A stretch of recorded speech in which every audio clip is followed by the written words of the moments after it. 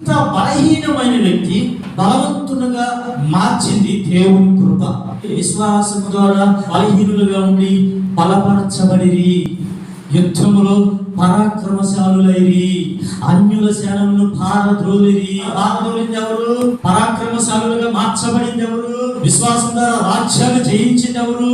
బలహీనులు. బలవంతులు ఏర్పరచుకునేది కానీ బలహీనులనే తన పని కొరకు బలవంతులుగా మార్చి వాడుకున్నాడు. ఆ బలహీనతలని దేవుని సన్నిధిలో ఒప్పుకొని బ్రతికితే బలహీనుడనైన నిన్ను నా దేవుడు తన పని కోసం బలవంతులుగా మార్చి వాడుకునే దేవుడు ఆయన. ఆమేన్. పేతురు బలహీనుడే. నువ్వు ఈ రాత్రి ముమ్మారు అబద్ధం ఆడతావు అని చెప్పినప్పుడు ఏమన్నాడు పేతురు?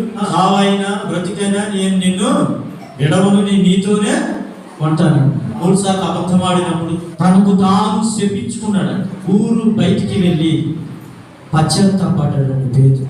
పశ్చాత్తాపం పొందిన తర్వాత తన బలహీనతలు దేవుని సన్నిధిలో ఒప్పుకున్న తర్వాత ప్రధాన అపోస్తలుడుగా మార్చబడ్డాడు పేతురు. ఆమేన్. యేసు ప్రభువును బంధించినప్పుడు అక్కడి నుంచి పారిపోయాడు పేతురు.